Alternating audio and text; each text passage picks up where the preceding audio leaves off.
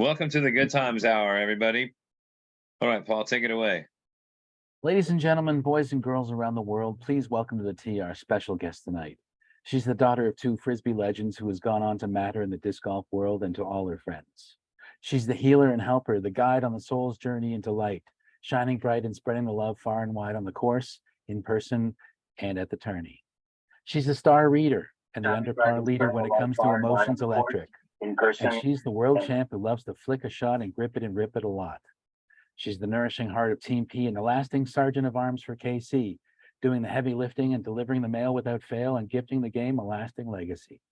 So please, ladies and gentlemen, help us welcome to the tea the super mom who's getting it done with love and laughter through loss and loudmouths. From the great golf community of Kansas City, Tavish Carduff. Thank you. That was Welcome. fantastic. Nice. Thank you. So thank you for being part of the show. We're hoping to delve into some fun stories, some interesting stories, and some relevant stories, and maybe some irrelevant digressions. You never know. We're going to just go where it takes us. Let's do it. Mace, tee it up for us.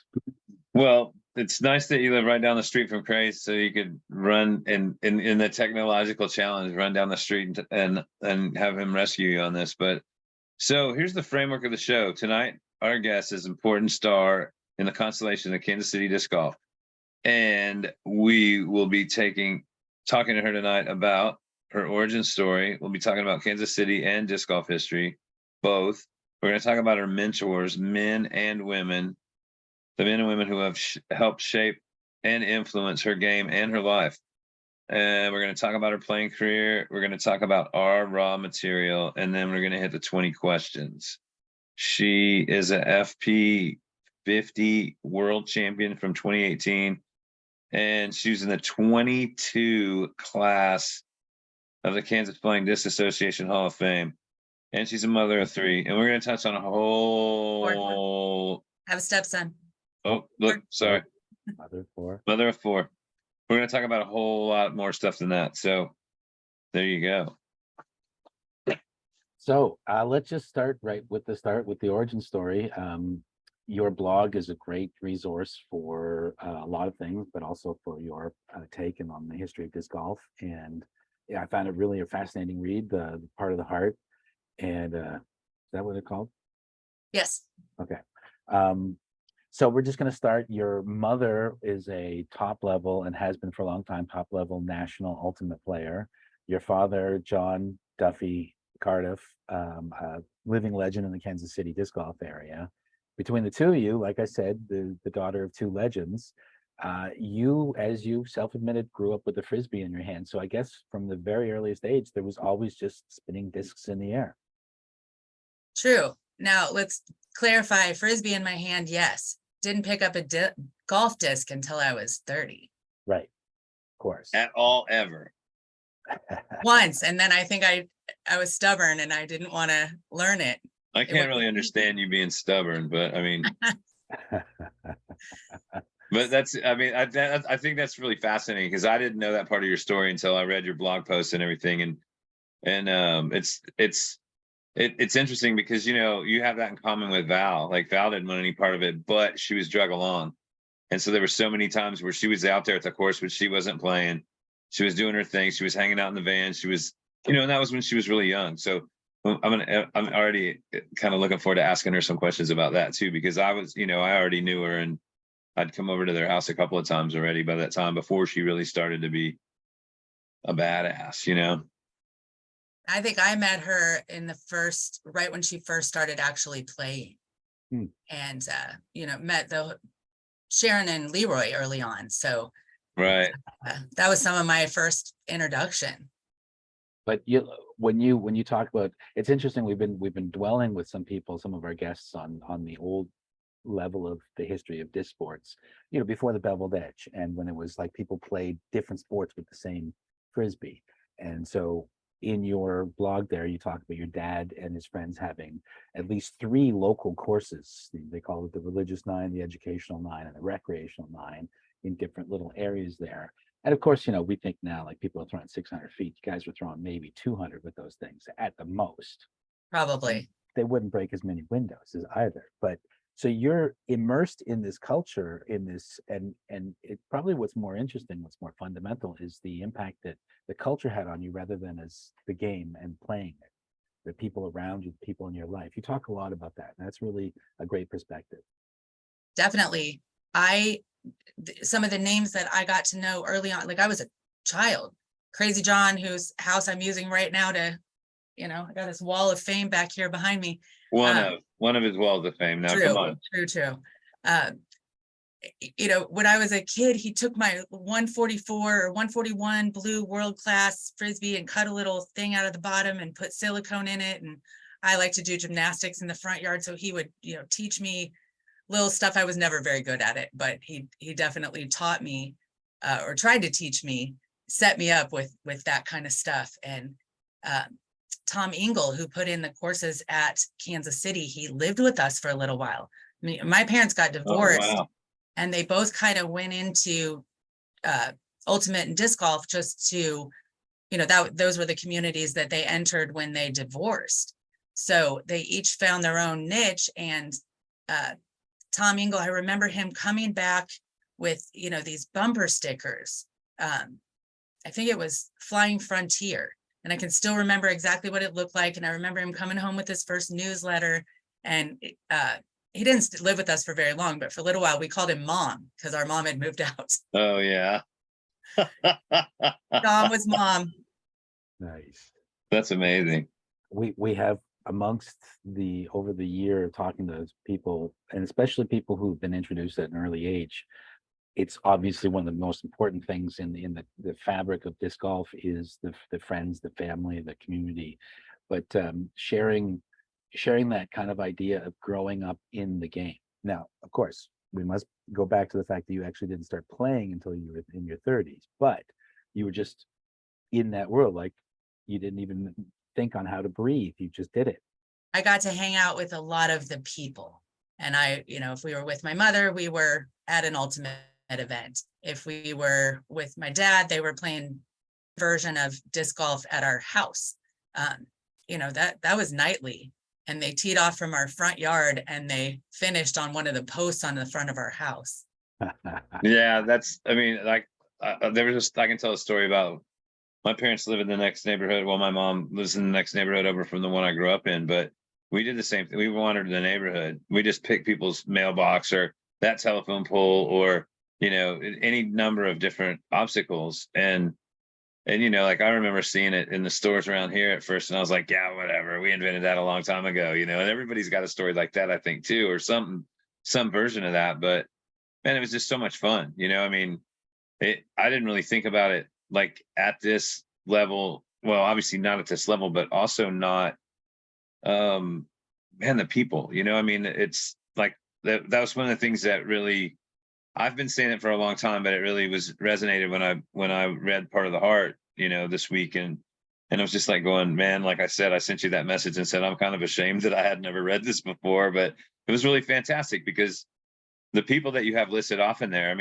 I know about 2/3 of them, and I like the fact that you threw the numbers in there, and I'm sure that made it even, probably 2 or 3 times longer to put it all together, but that's something else. It's really cool. Well, that's my idea, is that everyone's PDGA number could be a clickable link where, let's say you click on Brian Mace's name, you're going to get a list of everyone who has Brian Mace as part of the Heart story. Oh, wow. That's so cool. It would really kind of create the roots. You could actually see the roots of how people connect in the beginning of disc golf. That's awesome. It's also funny to me to think of myself as an older disc golfer, because I still have that, I could go back and relate to the feeling of being new and feeling like, oh, these people have been around here forever. I'm never going to crack the OG group. And, now I'm the establishment or something. Well, yeah, double down, you're the establishment because, because of the early days as well.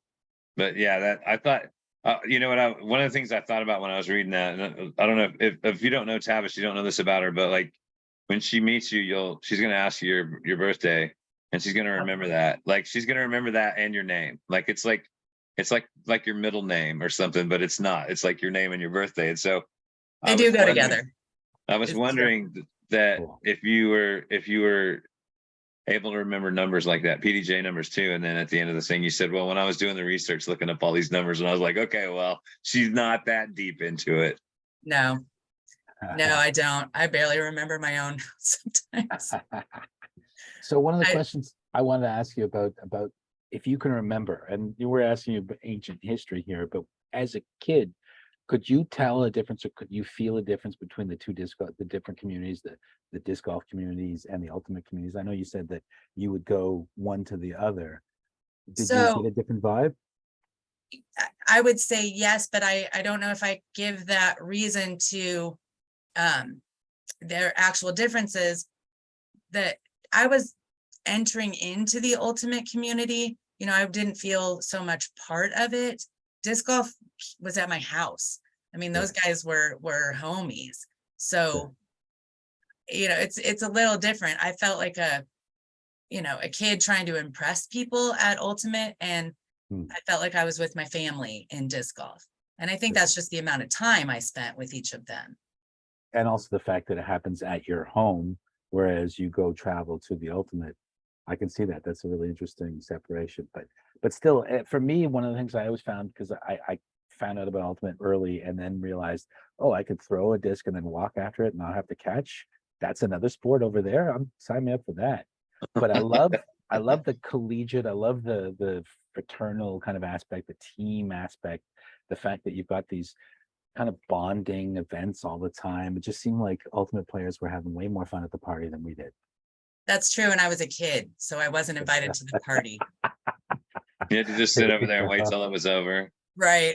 But Beckett and I, you mentioned catching. Beckett and I used to stand in the front yard and throw a Frisbee, or really a baseball, a football, anything, back and forth from one end of the yard to the other, and just see how many times we could go back and forth and keep it going. So throwing a lid back and forth was, I'll catch a lid all day long. That's a very captivating activity too. It's I go, like, we back in the day when we used to go to concerts in Wichita, it was a place called the Kansas Coliseum, which is north of town a little bit. And there was two entries, and so there was two exits. And I always just went with the plan of, you need to have a few extra beers for afterwards and a Frisbee, and you just play catch and have a couple beers after the show and just keep on playing catch in the parking lot, because pretty soon it's a big, flat, wide open area, and just wait till the place clears out and then get in the car and go, and there's no reason to wait. So Extra fun. that was kind of one of my rituals for going to shows back from the very beginning of going to shows, that, well, we're going to play catch afterwards. So, and obviously that was long before disc golf for me. But I love that. Well, and it took place in Kansas too. So there you go. That's a good transition. We want to talk about Kansas. One of the things that Mace, when we were looking through your story, your blog post, and looking especially the PDJ numbers, because I'm a bit of a PDJ number geek myself, but we saw there were 4 numbers from the 2500 issue, and 2 in succession and another 2 in succession. And we were wondering, because that's one of the things we always ask some of our older or more established PGA guests is, what's the story of your number? And Kansas City is really a very strong community. So we were wondering, well, Mace, what were you wondering? What was your thought? Well, I mean, I just looked at it, and, you always see that. I mean, I'm sure you've noticed it too, or like you can relate back to Jay and Des recently, where Des said, well, I'm a little bit cooler, so I got the lowest number. And, Right. when they, and so everybody's got their own number stories, but I noticed like your dad's number, and then 3 of the people that you list as your long time male mentors have 2500 numbers that are like 25, 25, I think 25, 25, 25, 28. And your dad, I think, is 25, 30, and then 25, 31 is his best friend, who also won the first wide open. And So you can picture those guys standing in line together, signing up for the tournament. Exactly. So, I mean, do you think did they get their numbers at the wide open, that first wide open? I would bet. Because, I mean, it seems to make sense, but there's always a story, right? I mean, another thing, like, so what's Did your Hal number? talk about having 2? Yeah. Yeah. Yeah. And what's your number? 23043. And what possessed you to get it? We'll get to this again here in a minute, but since we're talking about them, there's always a story. What was it that made you? Was it to go to to play Am Worlds or something? To play Am Worlds, which was, I think, was actually like my third or fourth tournament. Wow. The one that That's- and one of the Kansas City ones too, right? It was in Kansas City. I played those courses for the first time during the Am Worlds. Wow. What? Yeah, because I hadn't been playing very long. Wow, that's pretty crazy. That's really crazy. I think if you were into numbers and numerology, it's really interesting how the very first KC Wide Open could have been when all those guys got their numbers, and the first Worlds, your first event there, was 20 years, well, however many No, years it's more later, than but 20 years. 20,000 numbers later. That's almost to Yes. the number. Like you get chills thinking about those kind of Yeah, correspondence. that's exactly. I love those kind of roots. And, I don't remember numbers, but I do notice those kinds of patterns like you're talking about. And It's I hard to love you not. bringing that up. I love knowing that. That's pretty interesting. So one of the things listed here is the Kansas City Disc Golf Day, which I didn't even know about until recently when that was y'all's alternative to having the world's biggest. Correct. Keep the money here. I get it. What's the story with that? How'd that start? And what did you have some involvement with that? So we were sitting at a board meeting, and I think it was, Rick Rothstein, Jack Lowe, me, whoever else was on the board at the time talking about doing this. And I think it was Rick's idea to do something different. But, we all kind of started putting ideas in and came up with this event. And I ended up hosting the very last one that I worked with entirely by myself. But up to that point, it was always, kind of a group effort, a couple of us running the event. But it was always an introduction to a really good time. It was food and music and fun, and we really did it up well. I think they're still doing it, not quite at that level, but man, it was a good time. Swope, we always did it at Swope. Well, we did Rosedale a couple times. But the intention was the same idea as World's Biggest, just to but focus on the local, on the roots. Specific to Kansas City. And I think, do you remember when that started? Wow, 2005 or 6, maybe. Were you already Sergeant at Arms at that time? Yes, I believe. I think that's the only title I ever held, and I was on the board for 9 years. Wow, that's awesome. Nice. Well, it's and we've talked about the KC Club a lot, and we even mentioned it the other day when we were talking to Hal, where we could just have a Kansas City month where we could just come and stay all month and interview a different person every day, and then we could probably figure out a reason that we needed to come back for 2 more weeks later, because there would be people that would be like, oh shit, we should have got like Mark Stiles, for instance. His sister. What a great guy. His sister is a year older than me. She graduated. We were like, well, we don't really necessarily claim the Salt Shakers, but the drill team, she was on the drill team. So that's where I know her from. But they didn't talk. None of the drill team girls talked to me. So anyways, but Mark Stiles is like one of the coolest people on the planet. And, I've met so many people, we were talking about it the other day, like there's somebody like Hal in every town, but there's like 7 or 8 of them in Kansas City, Yeah. Yeah, we do.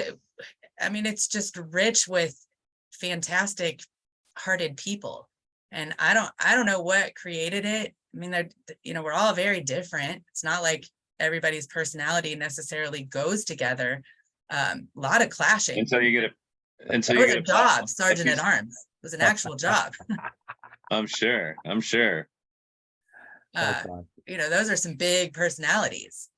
But I feel like I was really effective in that role, and just getting along with those people and getting that opportunity for all those years to work with them, work with their ideas, and just help support the whole thing working together was just an invaluable experience. So incredible. Well, a lot of times you see what is the downfall of a particular community is the clash of personalities where they can't work together to overcome individual petty differences to think of the larger good. And a lot of times, unfortunately, especially in the earlier days, the sport was kind of dominated by giant personalities, or it was personality driven. And like the success, I think about Dayton as a specific example. Once Slade Paul kind of left the scene, like they hosted the Worlds in '91 or '92, or I think it was '91. And after that, you never heard about Dayton again. And it's unfortunate because it was a vibrant community up to a point, and then it just kind of fractures. And I'm not saying there's any reason, I don't know what the particular reason with Dayton is, but when that one individual leaves the scene, there's no one else to take it on. But if you've got a rule by committee, or if you've got a couple of like 8 or 9 individuals, even if they are kind of button heads, moving it forward is the most important thing. Yeah, it's a pretty amazing group in Kansas City, without a doubt. And it's interesting. I think that's a really cool story you grabbed there too, Paul. And I don't think it's quite possible for that to happen anymore, in terms of, there seems to always be 2 or 3 people now. You know what I mean? Back in the day when Slade Paul was driving that bus, he probably took that bus with him too. You know what I mean?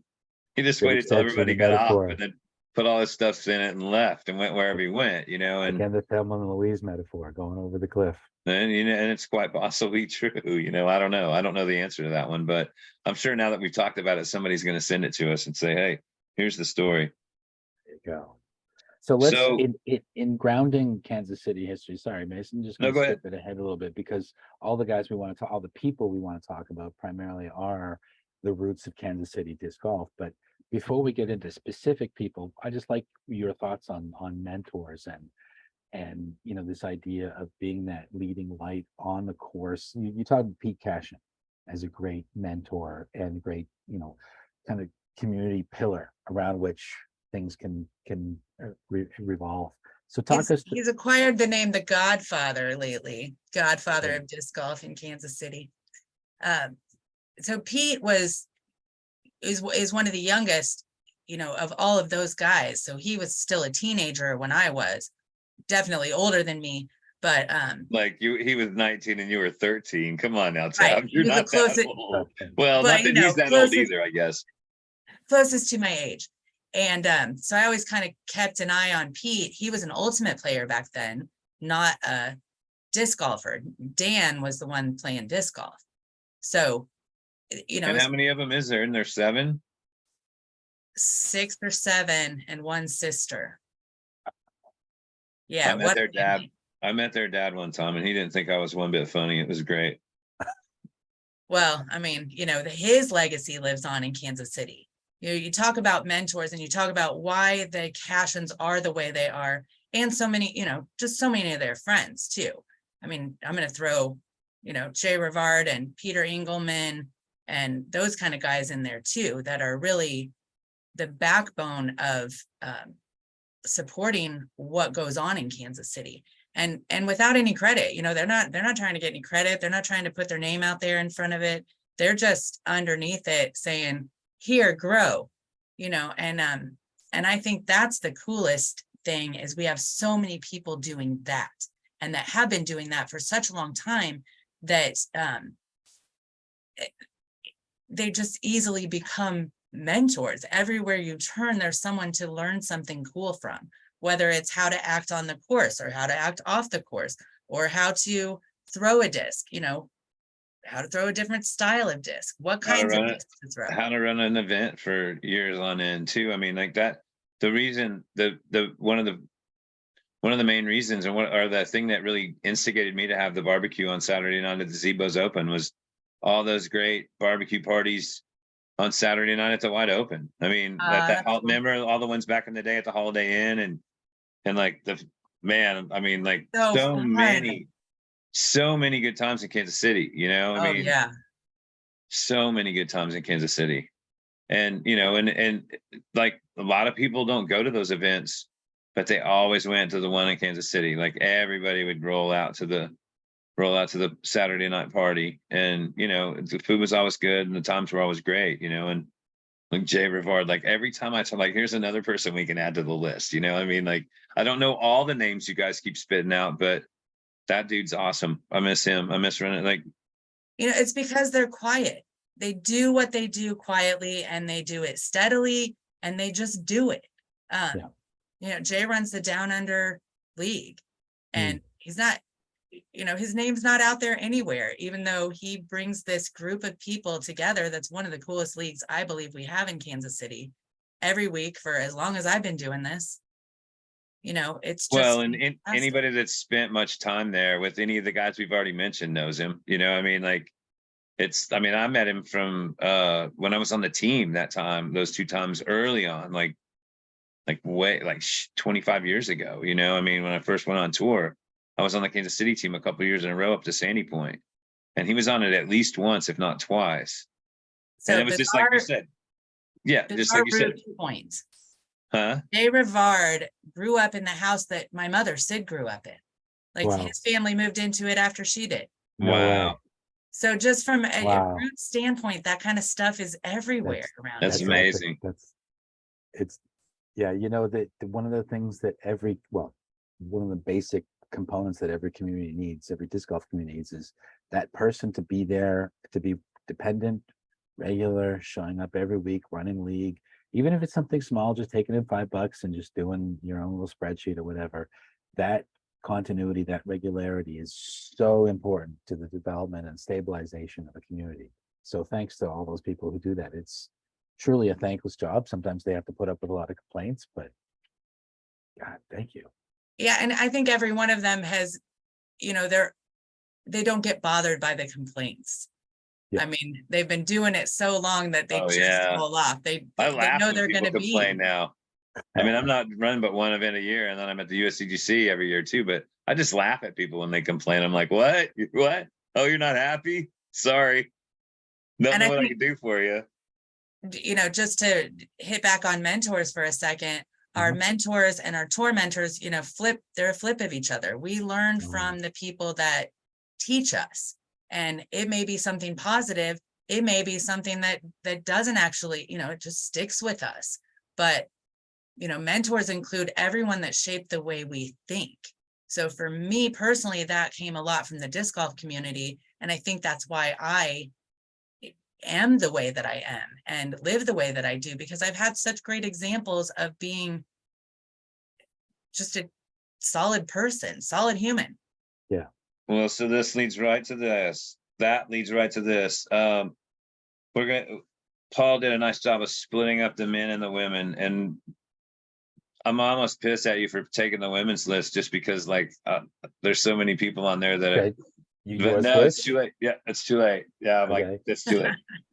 So I'll make some comments from the side, but you know, the men that he listed, and a lot of this comes from your part of the heart, and you know, Pete Cash is the first one, 2874. Obviously, anybody that knows Pete, like, he's definitely someone we're gonna have to have on.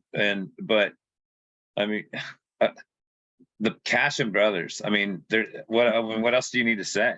I know. It's just You know, like I mean, you just light up, right? Like, yeah, for sure. Like, I met their dad one time, and he was definitely, I think he might have passed away a year or two after that. But Dan introduced me to their dad. And so, you know, being a smart ass that I am, I said, "Well, did you have any sons that were funny?" And like, he just looked at me like, "You're a dumbass." And you know, both of those guys are hilarious, you know, and so I was just, you know, trying to be stupid and funny, and he wasn't buying it. So, but then here's one of those 25 Bob Field, one of your dad's best friends and the winner of the first Wide Open and the owner of your all-time favorite disc golf course, the Buck and Doe. Yeah. Do you ever get to play it? Not yet. It's Is not. it gone? It's gone. Yeah. It's gone. Where was that at?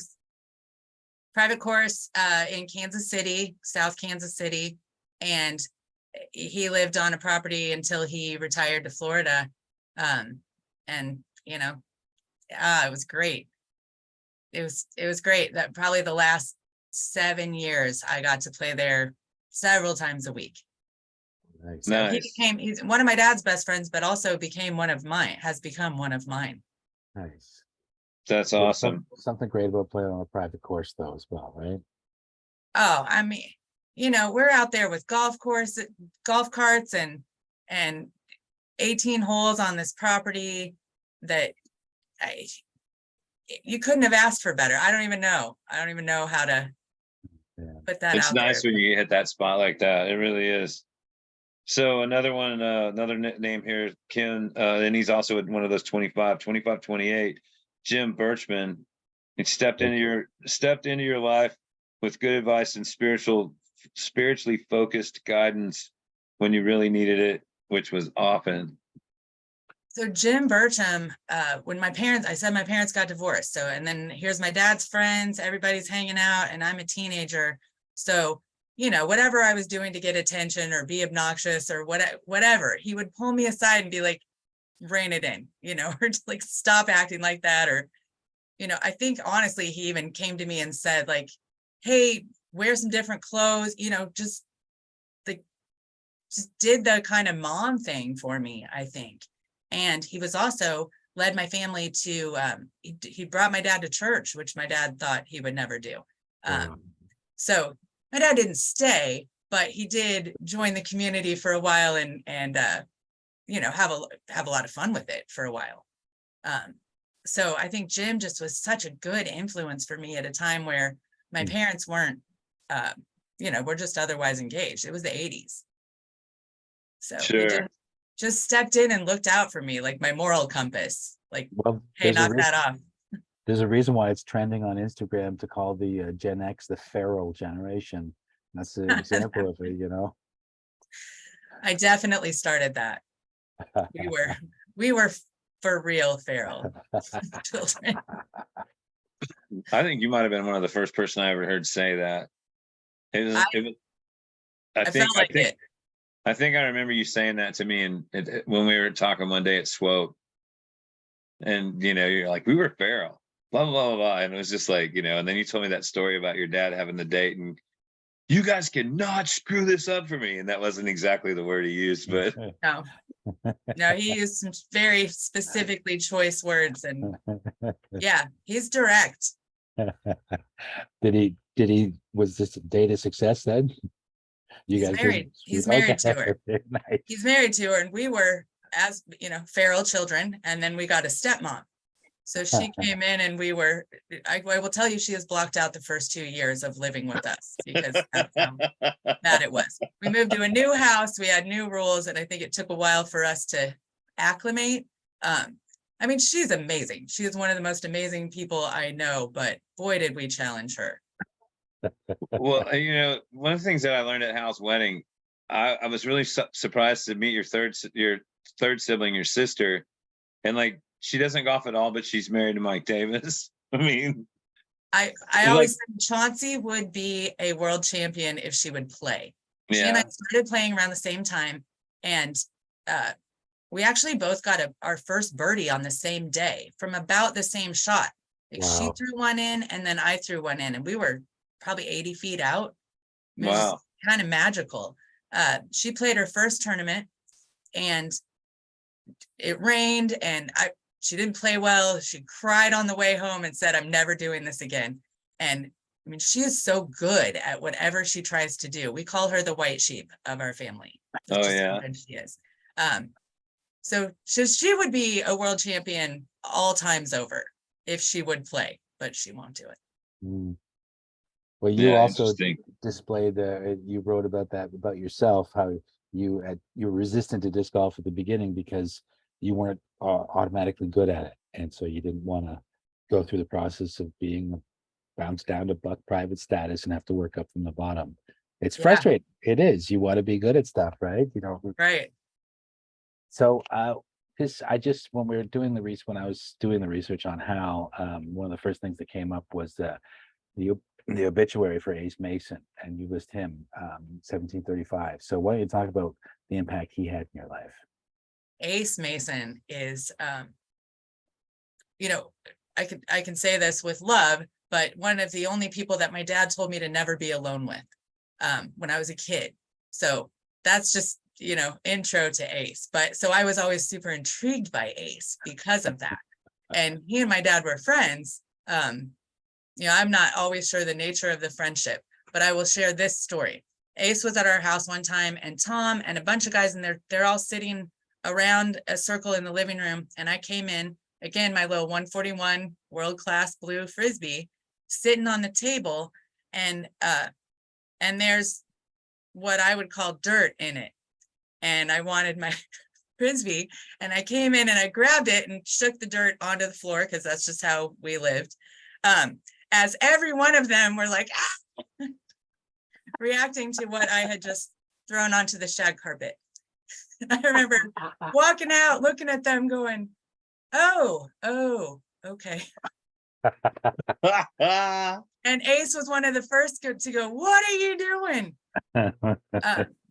But my last like magical encounter with Ace, Fred and I had taken the kids on a trip. We were headed west, and we were in Colorado, Manitou Springs for the night. And it was early in the morning. I should also say we had pulled in. There was a big crowd, and we couldn't figure out what the crowd was. So we asked, and the weed store, Maggie's Farm, had just opened that day, right when we pulled into the hotel next door. Nice. That's what happened. And so in the morning, we wake up early, the kids are still asleep, we're going to go over there. And I'm in getting coffee, and I walk out, and Fred says, I swear I just saw Ace Mason. And I'm like, what? And so we go outside, and sure enough, there's Ace Mason standing in the parking lot of the Silver Saddle Motel. He has just come down from the mountain. He's been camping for 10 days. Wow. It's the middle of Colorado, Ace Mason. Did he bring You down a never know couple when of you gotta stone run into- tablets? Who knows? I mean, he just, he's such a heart and a light. And I don't feel like I ever had really deep conversations with him, but I always had very loving conversations with him. Yeah, he definitely radiated a lot of love, and just like it, and it, I don't think I'm glad you said that, because I could say exactly the same thing about him. I don't know that I ever really got too deep with him, because I never lived around him. But his manner was just amazing, And his voice. yeah, and it's like he walked up and gave you a hug without touching you almost, I mean, True. and then he would give you a hug too. But were you at the I think it was at the 2016 Worlds where he was inducted into the Hall of Fame? probably not. Where was that at? In Emporia. No, I wasn't there. And he started talking, and he had all his papers, and like I think there were 4 or 5 people inducted. So they wanted him to to speed it up or whatever. And he's like, no, I'm just going to go at my pace and do my thing. And he did. And it was fantastic. Nice. I'm not sure Awesome. everyone thought that, but I loved it. You gotta have, you gotta pay credit where credit's due. You know what I mean? He had a huge influence in that state, not just in Kansas City, but in Wichita as well. So, that's just one of those guys. 1735. Well, then the next guy has a huge influence too. I've already mentioned him. Number 107, you did? No, go ahead, keep going. Oh, no. Well, you mentioned him several times, but that's really cool that he's on the list, and you've already mentioned him like 2 or 3 times, that he was hanging out at your house and he stayed with y'all for a while. And Tom Engel, obviously, that Swope. I mean, if you've ever played in Kansas City, surely you probably played Swope in the old days. So I miss it so much. yeah, we had a course like that wasn't near as dear to everybody, but the same thing happened. Like they just took the whole course away for a dog park, and it's like, well, obviously there's more to that one up there from what I understand, but the one here is literally just a dog park and a parking lot, and it's like there wasn't anything else. There wasn't another place for this. I mean, we kind of like this place. So hard to, it's hard. It's so hard to believe it's gone, and it's so hard to be in the moment where you're like, I know Hal said it's a sore spot, and the way it all went down is weird, and I'm not sure we have a clear picture of what happened and why. I can't think of Swope without thinking about Dan Cashin, who fully just was the heart and soul of that place. And it's 2 Weimaraner's that would never get off the grass. Yeah. I mean, like that was such a, like, almost like, whose dogs are those? And they're like, oh, they're Dan's. They'll be all right. And I'm like, and like if Dan was there, those dogs were there and they ran the yard, but they didn't get off it. No, no, you do what Dan says. Better that way for everybody. Oh man. Yeah, and those guys, holy cow. Back to those guys again. So then the last one on your list of men that, well, no, not the last one, but the last one in this page, Steve Ladley, 2531, another one of those 2500. So Steve Ladley was the brother-in-law of Jim Burcham, and he played with those guys. He hasn't been here for a while, but back in the early days, he was around our house all the time. So he's not one of the Kansas City legends necessarily, but man, he was around all of those guys early and a definite fixture at our house. Nice. Right. So Well, here was comes he a one of couple. the educational, recreational, religious 9 kind of guys? One of the original players of those courses. Nice. So I really like what you talk about when you're talking about Crazy and Hal, and this came up in the research and discussion with Hal, and certainly it's going to be huge with Crazy, but the iconic rock star status at that time of freestylers, top of the game freestylers. Oh yeah. They commanded Rose Bowl performances. The Bud Light Frisbee team did South Padre Island, and you got to know these guys. You say, and this is what I love. You're in the room of Right I here. said, I mean, the photos are there's- right past there. Yeah. If you could scroll in on your cameras there, you'll see some pieces of history.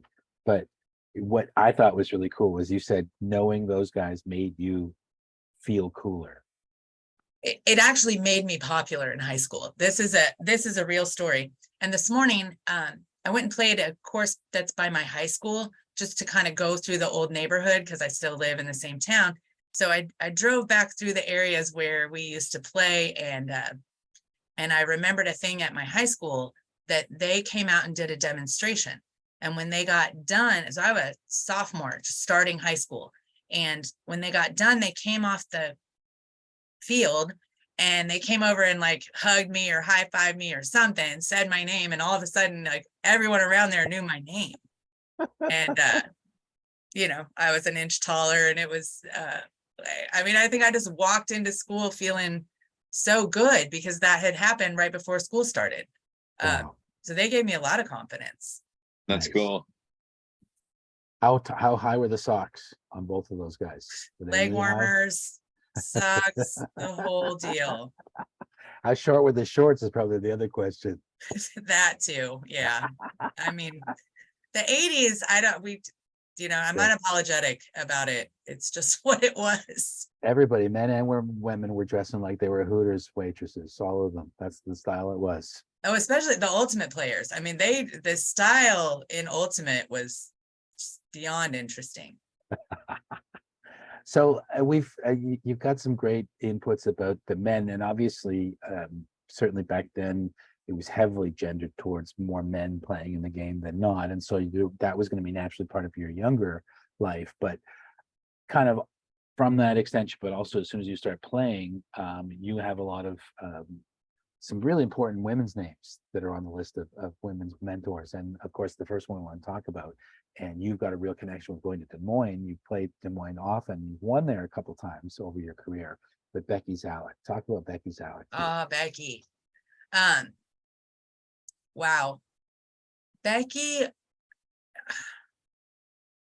what a bright light. The 2004 Worlds was when I met her, and she ran the first combined Worlds, and she did it. I mean, she handed over the book to us in Kansas City that she used. So I got to see her actual outline and plan and just the way her mind worked to organize a thing. For her, it started with trees and planting trees, and she just loved trees. So this whole thing came from a love of nature for her, and her smile and her spirit, and like you just couldn't help but feel joyful around her. I can't believe you could contain it. I mean, it's just, it's. I've got a Becky Z patch on my golf bag to this day. Nice. I mean, she just, I can see her right now. there. That's me and her in 1996. We got paired up at the Veterans Park Open Friday night doubles, and we got I mean, third look at that place. smile. Yeah, Yeah, I mean that's the same smile. I mean, even when I ran into her in St. Louis, when she was, she was on her bucket list trip, and she was just like, "Oh well, I've outlived 60% of the people that have what I have," and I'm just like going, "How could you be so damn happy? You're dying of cancer." I mean, it made me cry a couple times that night. I think she was right up until the end. I mean, I'm it's just sure, I that's who wouldn't. she is. Yeah, it wouldn't surprise me at all. I mean, it would not surprise me at all. well, she certainly was one of the reasons why Des Moines, one of the main reasons why Des Moines got the Worlds, and one of the main reasons why that was one of the most important and successful World Championships kind of in the history of World Championships, and maybe the first time it all been combined. And it was very It was huge. It ambitious. was a huge event. Yeah, So well, and the idea of good times came. Our Mason and I, we did the players party and putting contest in, where was it? Not the main tournament hotel. I can't remember. no, we were at the Not the one we were at stayed the at, but Holiday Inn. We were at the secondary hotel. We had we had a little hospitality suite set up over there, and no, but we did that at the main party room where the hotel was. 2004. Yeah. yeah, I feel like I remember that. Okay.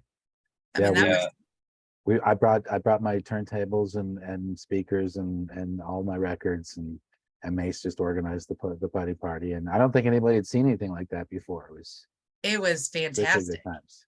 But I mean, I don't want to take any thunder. So- Like, we're talking about Becky and the show she did. We were just a tiny little oh yeah, that gleam was on the diamond for sure.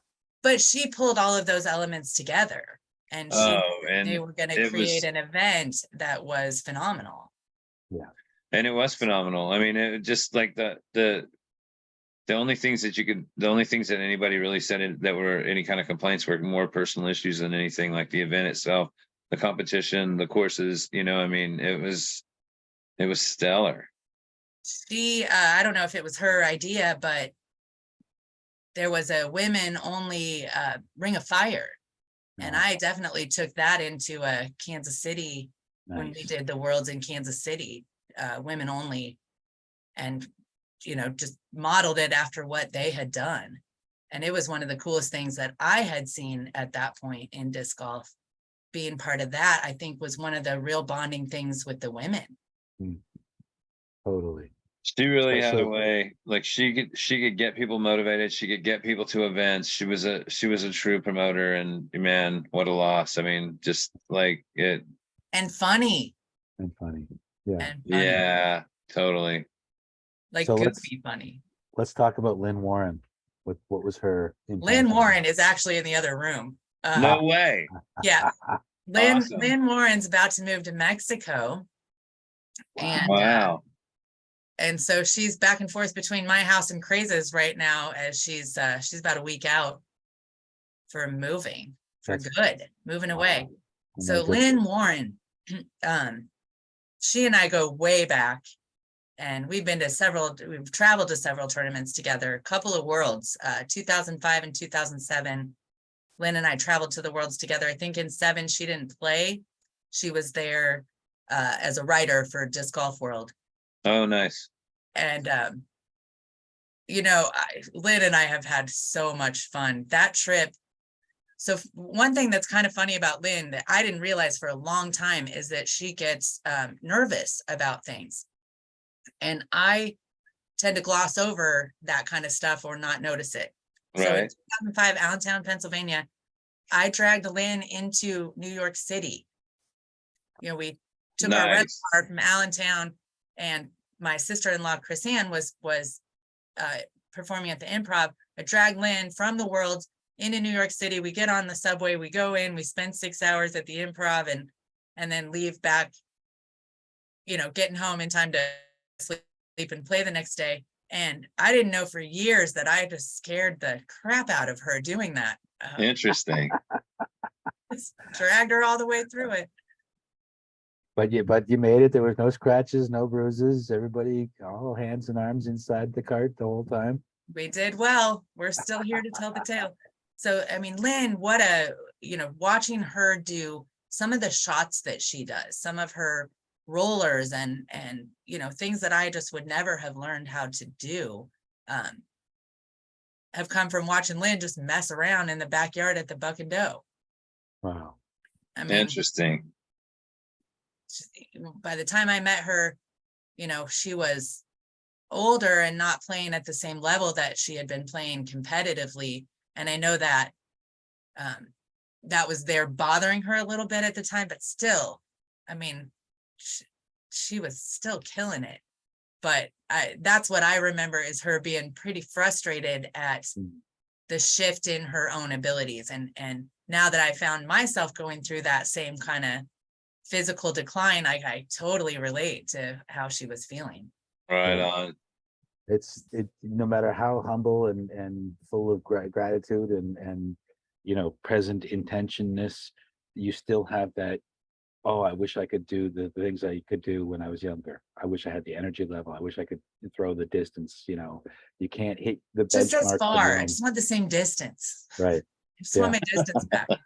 I just want to make it through 2 rounds in a day without falling asleep on the 18th hole. That's I don't know if I So can do more far, than I've still got that one going for me, but that.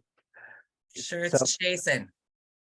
Patty Justice, she just got a couple of years ago, elected to the Texas Disc Golf Hall of Fame. Important figure on women's disc golf. Talk about her. So Patty early, she was one of the people I instantly just loved. She, I think, played the 2003 Am Worlds in Kansas City and probably 2004 also. And then I happened to be in Texas for something else entirely and was going to go play with Danielle Vargas. And Danielle had pulled this whole group of Texas women together, and we went and spent an entire day together. And, if you spend a day with a bunch of disc golfing women, they're friends forever. So Patty is someone that I keep in touch with peripherally. Like, I don't actually keep in touch with her other than through like Des or Danielle or something like that. I just saw Des last weekend and we talked about Patty. So, right on. She kind of keeps me apprised, and Mel keep me, in touch with those girls. Laura Coffey too, Laura and Patty. Yeah, right on. Well, so then the next person on the list is Des Redding. Never heard of her. Yeah, me neither. Oh, Des Redding. She is like, I don't know how to, your description of her, Paul, was so spot on and perfect. And I want it to be like my phone ringer or something. I want to hear it all the time. It's so good. She is so inspirational. And I just played with her over the weekend. And I hung with her fairly well for a couple rounds, and then she remembered who she was. and then, we did what we do. Des is a Capricorn and I am a Libra.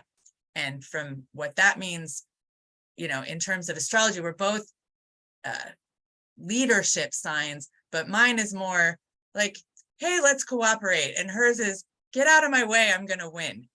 And I think we both embody that spirit very well. And we're, I think we learn a lot from each other, and we complement each other as friends really well. I mean, she has become one of my very, very closest friends. And I think the more I spend time with her, the more I just understand a personality that's so different from mine, with so much grace and heart. Like, it's just cool to have that perspective and to see from such a broader view. She shows me things that I would never see through my own eyes. It's important. Sometimes we get lost in the echo chambers and circles of reinforced positivity. If we don't get beyond that, if we don't interact with people that we might not naturally normally meet, we don't challenge ourselves as well. And to be able to understand somebody else from their perspective is one of the greatest gifts of maturity, right? I mean, they're all part of the... I'm grateful, because I don't think she and I would have, just organically become friends Right. without disc golf. And that's I really think it took a while. I mean, we knew each other for a little while before we became really close. You know, we're both a little guarded, and I think I don't know, just over time, you know, we're practically one sometimes, she and I. well, Barrett White too. she's one of my Yeah, well, that's favorites, and I guess if you say that you guys are one and the same, then you're going to quickly become one of my favorites too. Nice. But that's a good segue. Go ahead, Mace. Yeah, you were just like Barrett White was the next person on the list, so way to bring her up. Barrett is my twin. Barrett and I are born 3 days apart. Really? And we I always I've tell never people, seen you with a 5-pound bag of Skittles. no, and you won't. I always say this, Barrett and I are the same on the inside. Like, the way that we express it though is very, very different. Barrett's so energetic and wild, and she's an ultimate player. She knew my mother, and Oh, nice. so I didn't know her, but I knew of her. And you know, once we figured out that our birthdays were close together, you know, we're like this. And she's, yeah, Skittles and Red Bull and all kinds of energy. And I'm over here like, you know, she's artificial energy, and I'm trying to muster it up from the center of the universe, you know. Yeah, she's definitely, there's no lack of energy with her. We see the world from very similar points of view, but our interests are way opposite, very different. Again, and it's so many times, I've said it so many times in my life, and you hear it so many times, you would never have normally met these people in any other walk of life if it wasn't for disc golf. And you know, it may have felt enforced at the beginning, but you know, the amount of doors that open, the amount of bridges that are made just from sharing the time and experience. Oh, it's beyond anything that you can explain. And it just invokes so much gratitude. Yeah. I mean, every one of those women that you just mentioned, and I'm sure there's more on your list because there are more of them. There's for sure more. Like Lisa Warner's next. Warner. I haven't seen her in years. Yeah, me neither. Oh, Warner's my roommate. We are, if there's an opportunity to room with someone, I'm going to room with Warner. Nice. Nice. Just, I just do nothing but laugh when I'm with her. We just crack up, and we share very similar interests. We just laugh. We just laugh all the time. And she's someone I can have some very serious philosophical discussions with. She's not a real serious person most of the time, but she and I get into some really good discussions. I've really enjoyed getting to know her at the level that I've gotten to know her. And she's our oldest member. She'll love it that I said that. And oh, she's just so funny. Of your group text group? Yes. I forgot. I was gonna count today how many texts there were in it just today. I got introduced to it this summer when I was golfing with Mel. Did she show you? Well, she didn't show me. She didn't have to. Like, she started talking, and then the next thing you know, there's like, these people responded already, and I was like, holy shit. I started thinking about who else was on the list that I could easily name off, and I'm pretty sure I'm in the neighborhood with most of it, you know. You probably know. And it's pretty cool. It's pretty cool. I like that, you know, that y'all, I mean, y'all are so far across the country in so many different directions, and you're keeping up with each other like that. That's cool. I would say that group text is active daily. Nice. I mean, that is a daily communication. When she popped that photo off from that round, like her phone started going off, and I was just like going, damn, you got a bunch of people that I know on there, don't you? And she's like, oh yeah. Yep.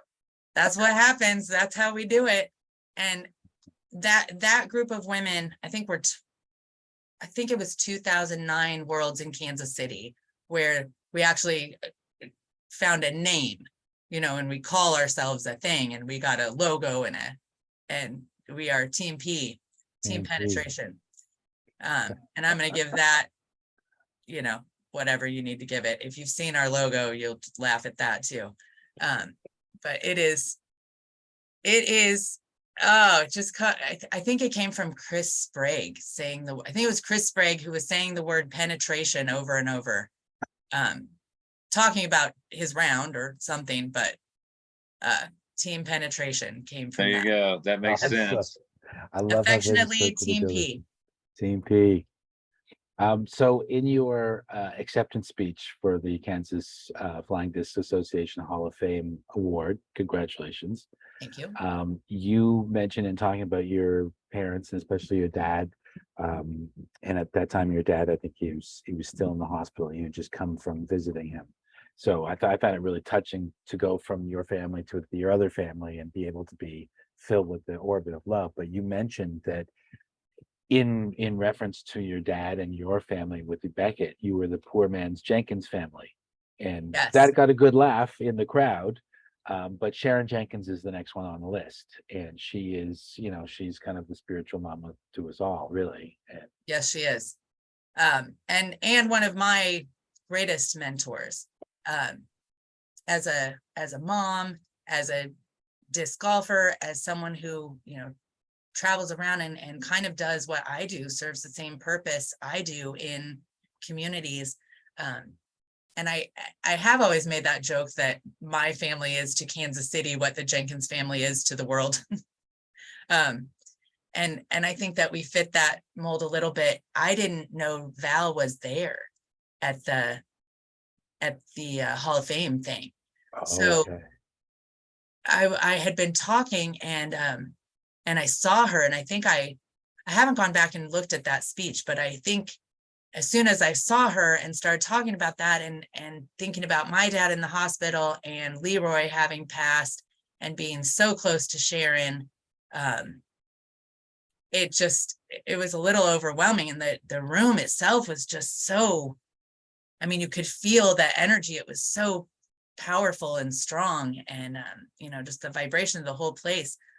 I think I just lost the train of whatever I was doing right then and shut it down. I think I was pretty, you know, I'd done pretty well by that point, but yeah, I saw them and just Val, Leroy, Sharon, the whole thing flashed before me.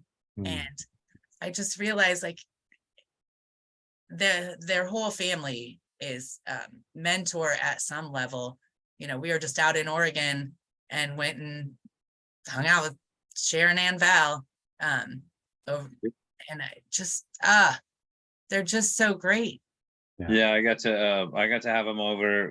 We went skiing in Bend this spring, and or at the end of the winter, and we had Sharon, Nate, Val, and Cameron Roundhorst over for dinner at the Airbnb, and it was so awesome. It's such a good time to just spend time with them, and we played around with Sharon the day before that as well, or maybe 2 days before that. And yeah, you know, it's just like she's got it going on for herself right now too. That was really cool. She's killing it. I mean, she is just, everything's going as well as it could be for her, even though her life totally shifted and changed. And I know that it was, you know, devastatingly horrible for her, but I know that she picked up the spirit of Leroy and just kind of kept going. Yeah, and they were kind of on that path already too, and it didn't scare her off of it, and that's really cool, you know. And it was just amazing to see her out there and to see all of them out there. You know, it's a nice spot for sure. Sharon And and now I Travis and Gladys are out there too. That's right. You know, so I mean, like every time I turn around, I got more friends in Bend. My aunt lives out there too, so you know, all the cool people are doing it. Nice. So let's move on to the person who beat you out for Rookie of the Year. You list her as one of the formative influences, Katie Schrader. What's her story? Katie Schrader, she doesn't play anymore, but she and I that year, for those couple years, really battled it out. And I want to shout out to Kathy Betcher and Tracy Lopez, because those two are really the ones that drew me into traveling to play. I would go meet them and play in Iowa, and then the three of us would kind of jump in a car or get together or decide to go meet somewhere. So they really pulled me into so much of that.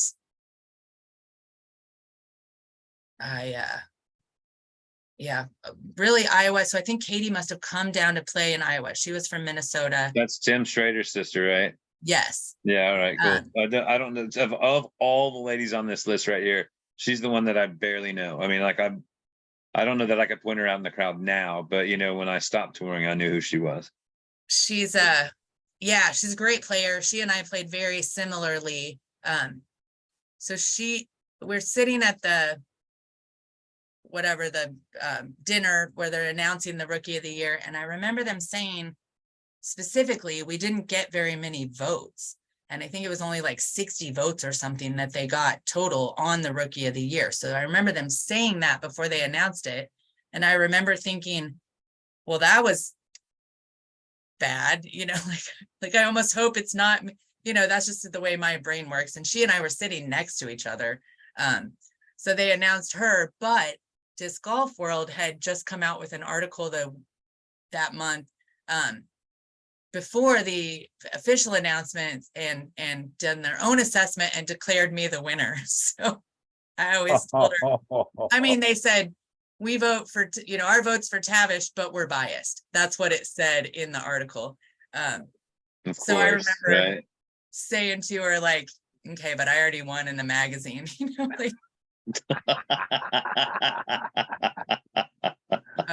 but yeah, she was so fun. And that was I think that was 2007, because 2005 I played the Pro Worlds, but I said I was at disc golf camp because I was still an AM player. I just went to go play. 2007 it was at a ski resort kind of thing, chalet place. Up in northern Wisconsin, Hybrid Hills. And Katie had come over with her maybe fiance or boyfriend. I think it's the person she's married to. And so she was introducing and we were talking, and then over in the corners, Lisa Warner and Liz Schooner and Sarah Stanhope at the time. Maybe Schooner might have been Ransdell at the time, I'm not sure. So they're over here drinking and getting all crazy. So I'm split paying attention to Katie and these girls. And that is just a comment on how disc golf goes for me. I am torn between the really, really good time and paying attention to what's going on. That is me in a nutshell. It's a beautiful set of extremes there for sure. And that kind of brings in the last person on the list who could kind of maybe fall into that category too, Sheila Kirkham. Sheila was also at my house last weekend. I had a house full. Oh, nice. Right on. City wide open. Sheila is not Team P, but Sheila and I have a spiritual connection that is, it just goes back to the first time I ever met her. She's actually 2004. She was vending, and she's the first person I ever bought anything from as a disc golfer. So nice. I bought one of her towels that said "Follow Your Bliss," and I kept it until the logo wore off. But wow. I just always liked her, and I think I like New Mexico, and I like people from New Mexico. Yeah, I met her. I met Dawn. Dawn was one of the people that I met from the directory, and I did the Benny Hinn gig out there in Albuquerque, and he came and picked me up from the hotel and took me out golfing. And so I met Dawn, and then I met her.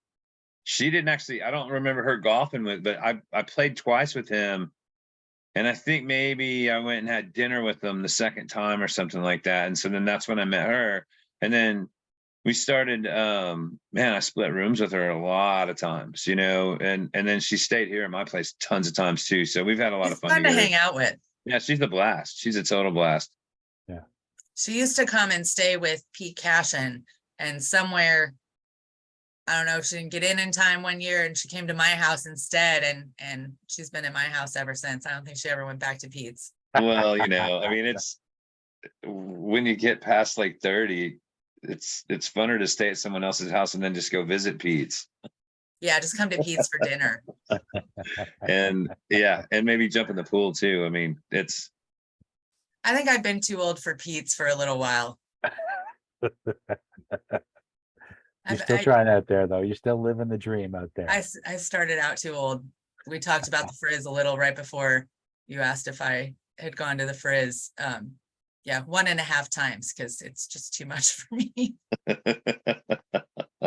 I love to hang, but I can't hang. So, you know, Well, let's that's understandable for sure.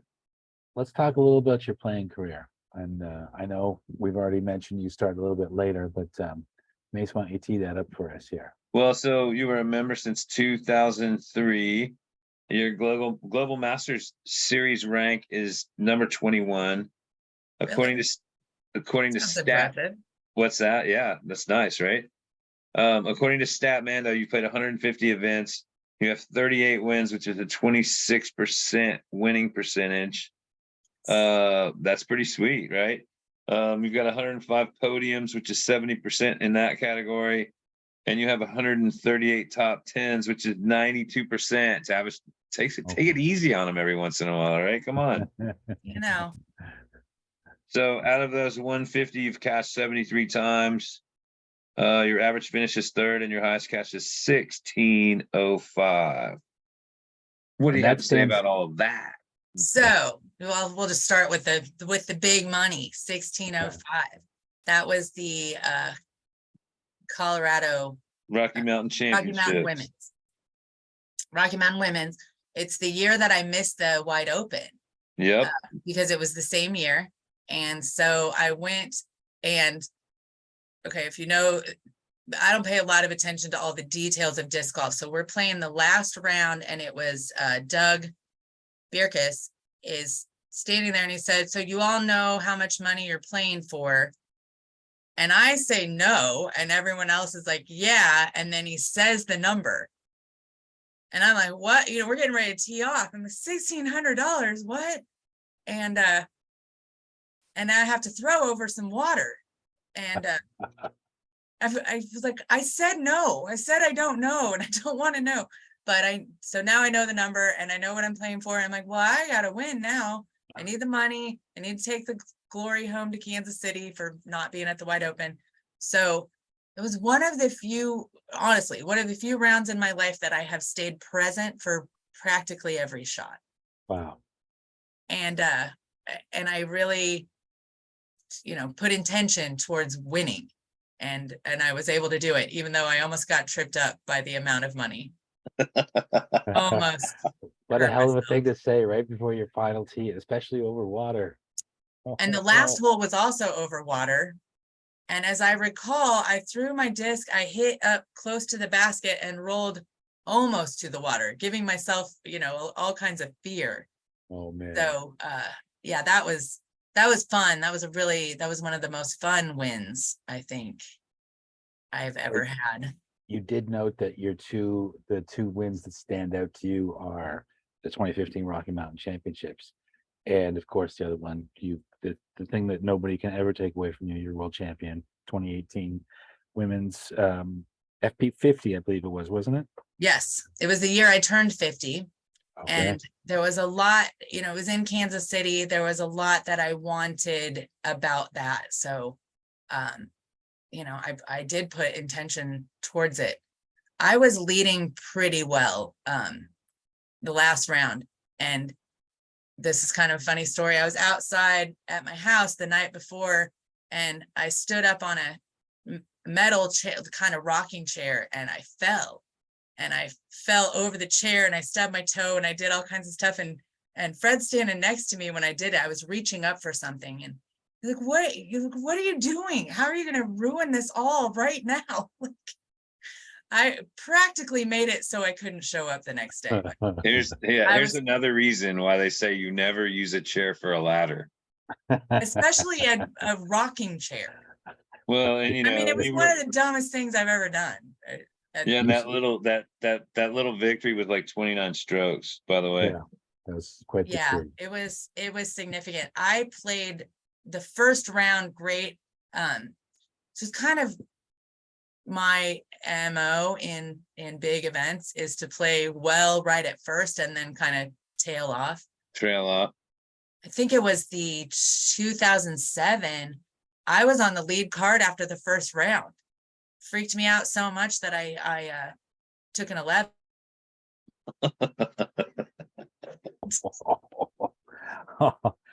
You know what? I've always taken bogeys after I've taken a birdie. It's just my nature too. You step up on the tee and you just jazzed and flummoxed and flabbergasted in such a way. I can't that go anywhere round- without a bogey. So that Pro Worlds that's in Kansas City, you say you played where was the final round that you played at? Heritage Park. So you throw your last putt. Is that when Crazy comes immediately over and declares you, says congrats to the people's champion? Somebody did. Okay. But I mean, it's pretty suitable that it was Crazy, wasn't it? It was fantastic. I mean, everything about that is kind of a whirlwind. Because we did that, but then it seemed like we had another ceremony. They did something right there, but then we went to Waterworks and did something. Hmm. I'm not sure. There were also a lot of cowbells. Was that the same? And that no, that wasn't the same year that Val and Avery won in the No, yeah, that was earlier. like 08 or 09 or something like that. Yeah, that was earlier. They all had cowbells. I didn't know. So when I went up there, everyone started ringing cowbells, and I'm like, just so then you lose what you were gonna say because you're all flustered by 10 people ringing cowbells. What is there something specific to the cowbell, or just is it a great Kansas thing City. to pound? Okay. I mean, cows here. It was really fun. It was really, really fun. And I would say both of those, I'm not a person who cares a lot about winning. I wish sometimes that I cared more about that. I need a little more Des Redding in my brain. Yeah. But those are times that it really did mean something to me, and I was able to do it, and that means something. And a lot of times, I'm there for a good time. So winning would really just be something that didn't mean that much to me. I think I've actually forgotten times that I've won. And some of the girls will be like, "What? Why can't you? It needs to be more valuable to me," or something like that. So Well, it's Kansas okay. City, The universe doesn't hand me a lot. Kansas City's been a great place for you to get a lot from the universe. You've had a lot of great success there. In addition to winning the Worlds, your record at the Kansas City Wide Open is pretty good for wins. Is it? 5-time champion. Hey, really? I like that you don't even know that. I don't. She just admitted to that. Yeah, so you got an FP40 in 19, FP40 in 18, FP40 in 16, the FA1 in 05, and a FA2 in 03. Look Which at you won me. by Get out the way at the 33 wide open strokes. for Tavish.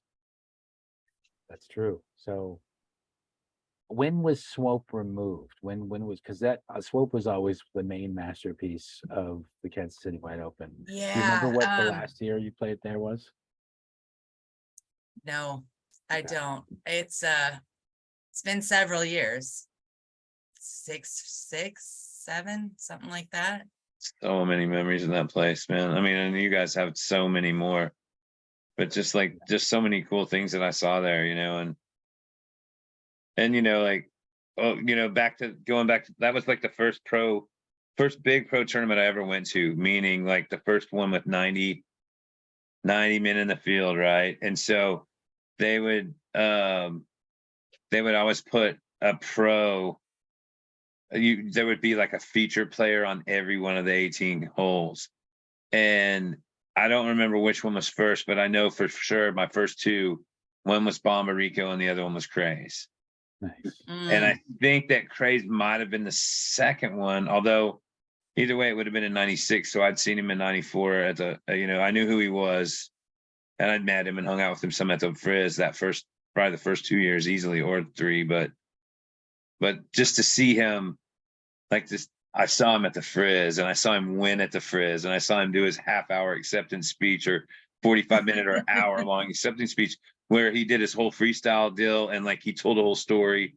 And if you never saw one, you really missed out, because I didn't see that. it was like it was epic. And he won that tournament a lot. And so like he had his whole routine, and it was absolutely crazy John Brooks to a T, and Go so ask him to recreate that when we're done here. yeah, you should really like Get that make on sure video, film that. make sure that he brushes his teeth, because that's part of the deal. The And toothbrush.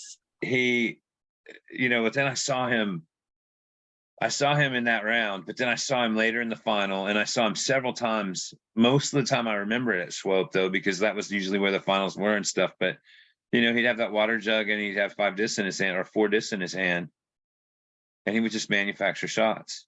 He would come up with the shot he needed at the time. He'd like, okay, this is gonna do it, and he'd do it, and so many great memories in Kansas City. So many great memories. That just reminded me of, I think the best advice, or the stuff that sticks with me the most, came from Pete Cashin. But to that point, it's the Indian, not the arrow. 100%. So it doesn't matter what disc is in your hand. Yeah. To some extent. Well, we've taken quite a chunk of your time, but before we get moving on, we definitely want to talk about ORM, our raw material. This is where the bulk of your journey has taken you, and where you continue to go and really touch a lot of lives in important ways. So let me get out of the way, and why don't you tell us in your words what our raw material is, and where it's come from, and where it's taking you. Okay. I think it definitely comes from being a part of this community and being outside in nature regularly, just seeing in Kansas City, we get all the seasons. So the fall is different than the winter, the spring, the summer, and disc golf looks different. Life looks different from each of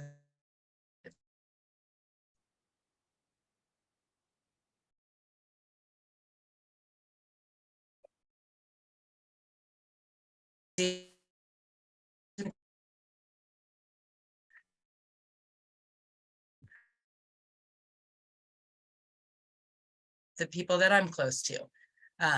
So along those lines, I'm looking for something that would help just help support getting people out of those kinds of situations. So I was in Powell bookstore in Portland. I'm sitting in the self-help section, and I was just asking, like, okay, what is the common denominator from each of these books? And at the time I was waking up with some historical stuff, Thomas Paine and Cicero, and reading through some of their works and finding out like they were warning about what we were going to do as a society if we didn't come together in some way. So the our raw material is a framework for each of us to kind of discover our own inner guide. So, it's, you maybe looked at like a cult. It's not a religion. It's really just a common framework. And I don't know exactly how to present it in a way that an intellect can grab it, because it's really a mind-body thing, just like Frisbee. You can't explain disc golf to someone, to their mind. It's a mind-body thing. You have to feel it to really get, the impact. And so it starts with mentors, it ends with wholeness, and really runs you through the emotional, spiritual, mental, and physical aspects of just being a human being. So, meditations, healing sessions, all kinds of stuff, but really just leading you into your own self. And so my healing practice is kind of geared around this thing. And that's where that's where my passion is right now. And I take that from the golf course into my work. So one thing that I read on your site that obviously caught my attention, I'm from Canada. I live in Toronto. I'm from here, and I'll just quote you here: our raw material to create a perfect vehicle for everyone's flight to Canada, as our egos leave metaphorical slavery to the freedom our souls offer. I just want to say, on behalf of all Canadians, we're here as the land of liberty and the refuge of all. people fleeing any kind of tyranny or slavery. So thank you for putting that little in there. But what other than my interpretation of it, what did you mean by flight to Canada? I'm not sure. Which was that in a blog? Yeah, I think so. Yeah, that was in part of the hard story. No, it wasn't in part of the heart. Oh. It was somewhere else on your website. I think it was. Maybe it was Yeah. the So second- here's the other it was thing. the second- I write a lot of stuff. I did a series in the spring on disc golf. And I may not retain everything that I write, but so I Gee would whiz, Tavish. context. I'm old, you guys. 55 up in here next month. Well, Yeah, I was already there and I left it. happy early birthday to you. Thank you. Now, before we do go, we do want to finish off our interview with our signature move here. 20 questions. We've already spent a good time getting to know you and talk with you, but we've got a couple of quick questions we're just going to want to throw at you. Take as little or as much time to answer them as you want, but go ahead, Mace. Why don't you tee it up first? All right, we're going to start with some disc golf questions. What's your favorite course? Well, I already said the Buck and Doe, but that one's gone. So as far as what's left right now, I mean, Kansas City right now, probably Heritage. I've not played there yet. Come do it. Favorite tournament? Kansas City wide open. Had a feeling you'd say that. Favorite disc color? Red. I got to Okay. clarify, that's spelled with a U, so Oh yeah, the Canadian way. Color is It's red. it's all about the way we talk about the boot. How do you Okay, say red in French? your most memorable disc golf experience. I would say the Kansas Hall of Fame induction. Cool. Yeah. that's a good one for sure. So favorite disc golf travel destination? We went to Sipapoo in New Mexico. Oh, and it was nice. fantastic. I mean, it was so much fun. It was, right outside is the third tee pad and playing in the mountains and that kind of thing. I would definitely, it's way out of, what I normally experience. So I would say Cool. Sipapoo. Did you see a Wile E. Coyote and his Acme products? I did not, darn it. Love that guy. Big Okay, hammer. so all time 3 other golfers on your dream card, or it could be 4 other golfers on your dream card. Dream card. Oh, wow. Wow, all these ladies on that Can I text just list are roll really some getting dice on mad. Team P and roll some dice on Team P and grab 'em? Maybe we should have said everybody not on Team P. That way Yeah, none of them get mad. There okay. you go. If we Because they all know exclude, that if it's going to be herd golf, then they're all on the card. But we exclude Team P, right? if you exclude we Team just P, stick with oh, okay. I'm gonna say Fred Smith, Dick Parker, Bruce Hudson, Hal Kurz. Nice. nice. That's a good one. All right. So if you were going to a deserted island, what book would you take?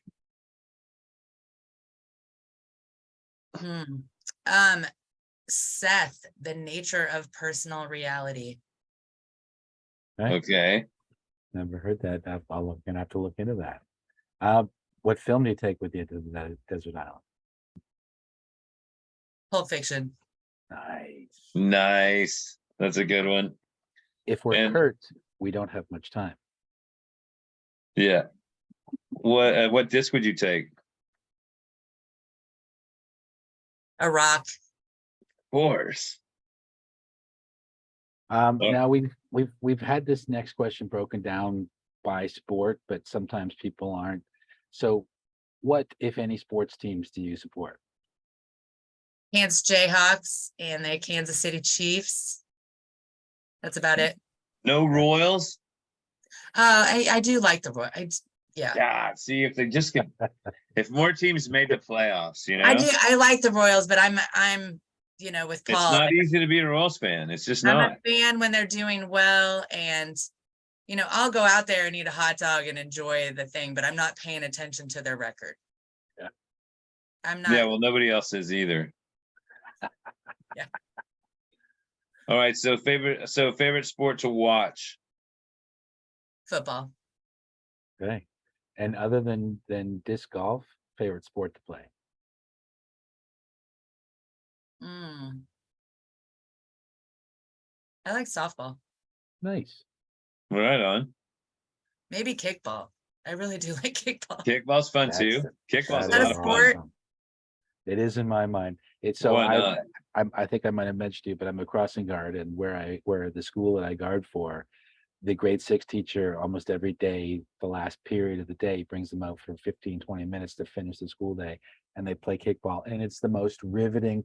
I find it difficult to actually stay involved with the job crossing people because I'm watching the action on the field. It's beautiful. I love kickball. It's a good Yeah. time. What's your favorite snack? I like just potato chips. Any flavor? I'm easy. Salt and vinegar. Right. And how about if you had a birthday wish for a meal? What are you having? Filet, Nice. some kind of roasted veggie, salad with some homemade dressing. Sounds like a great meal. What's your current cocktail or adult beverage? I'm kind of liking the mojito right now. Nice. All right. I'm kind of I like the I like to walk in and find something on the menu that's super cool. They have all these cool drinks now. So I like to find something that's I wouldn't make it home. You got to watch out though. Those places where the bartenders are now called mixologists, the Yeah. cocktails cost double. Just watch out for that. They do. Yeah, you got to be prepared for that. Okay, so how do you take your coffee? Coffee, toasted coconut milk. Oh, There you go. fancy schmancy. And all right, so non-disc golf destination bucket list in the United States or North America even. I really like playing in Florida. I haven't done it for a long time, but that whole Florida tour, I don't know if they still do that, but that was fun. I would go do that again. Don't do it in the summer. I was just there and it's horrible in the summer. I want to go hang out with Pam and Sandy for like a month, just play with them for like a month, see how that goes. Now, do you have a bucket list for international destinations? Is there anything that only one place internationally that you want to go really bad?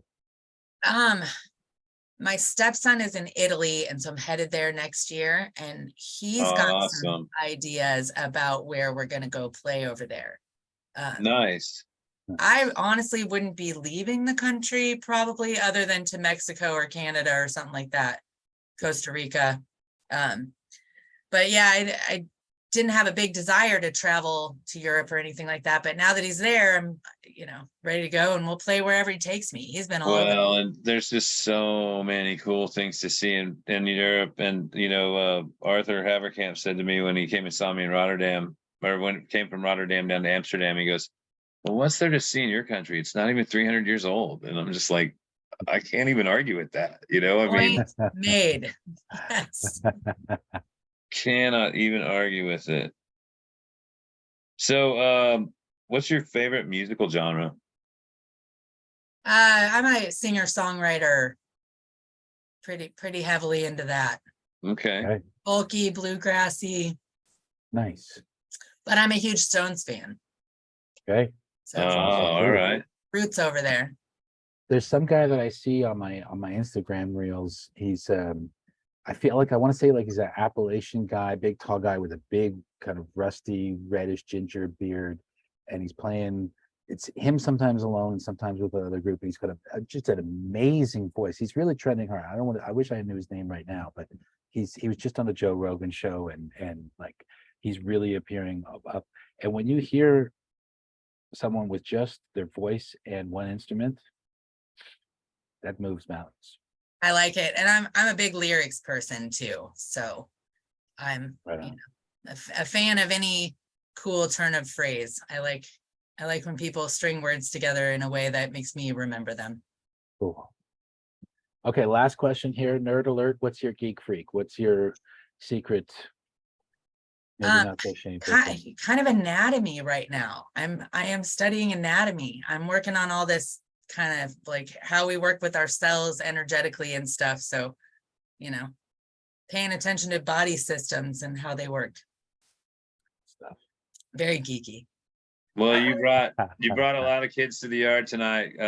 Greg Utes, Chris Ellis, Shane Wedgeworth, Jake Schultz, Hawk Ewart Jones, Gerald Locke, Melinda Ring, Bruce Hudson, Jim Oates, Sheila Kirkham, Dick Parker, Forrest Howard's a buddy of mine locally, Ryan Bevilacqua, Biffy. Hal Baby, Keith Mason, let's see here, Mike Judge, Mike Cockrell, Fred Smith, Chad Smith, Dennis Enninger, Otto, Happy. You know Jeff Hebner?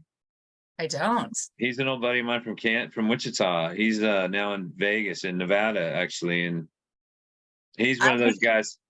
I think I have met him in You Wichita. probably do. You probably have met him. I He got used to work play for with him. Dylan's before he retired and moved out to Vegas, but he's a great old friend of mine. Actually, another lady that you're gonna love, that you already do love, Jennifer Katz, and a buddy of mine, Brad Bishop. But yeah, I got to see Happy a couple of years. Well, I guess it's been 5 or 6 years ago out in Vegas. He came out and saw me. He took him to lunch, or maybe he took me to lunch. I don't know. It doesn't matter. It was just awesome to see him. Another one of those people that you'd always see at the wide open. Yeah, definitely. And Mel, Well, you just said Mel and Jen. I got to shout them out too, because they're I think they're the reason why I'm even sitting here. Nice. Yeah, Melinda told me to call you. Yep. She goes, "Why don't you get Tavish on there?" And I was like, "All right, well, you're coming. Don't worry. Don't think you're getting out of this easy." Tavish, it's been an awesome time meeting you and getting to talk about all these stories. Kansas City is the kind of the beating heart of the disc golf fabric of the United States, and it was certainly one of the major organs of the community, the fabric. And you're a very important strand in all that too. And so thank you for coming on our show. Thank you for bringing the light and the wisdom and the grace and the humor and telling some really great stories. Oh, thanks. You guys I really like what you do. I really enjoy it, and glad to be a part of it. Thank you. Thank you. Yeah, thanks for stopping by. We definitely have had a good time with it. And again, I apologize for not checking out your blog sooner, but I'm definitely Yeah, tuned you in. better keep apologizing. Yeah. Well, it's just one of those things. But that's yeah, check out that first blog post, and this one of the greatest disc golf stories that I could tell. Me and Tavish send Tavish to the wrong hole. It's Right. We didn't even get to that, but you can go check it out there. And that whole thing is a great read. You will not be sorry you went there and checked that out. You got to go all the way. It's like 37 pages now. I've written a lot. That's why I don't know what I wrote. Yeah, so there's tons of it. And so I was like, well, man, I'm not getting through all. Yeah, you said, oh, you don't have to read it all. And I was like, looking, I was like, there's no chance I'm going to read it all. But yeah, it's good times. It's really cool to see that. And it's always great to see you. So say hi to everybody for me. And I'll be in Kansas City next summer. I promise, for sure. All right. Sounds great. Say hi to Lynn and Crazy in the other room there for us. Oh yeah, definitely give Lynn a big hug for me, and send me your number. Will do. And we'll talk to y'all later. All right. Thanks, Tavish. Take care. Good night, everybody.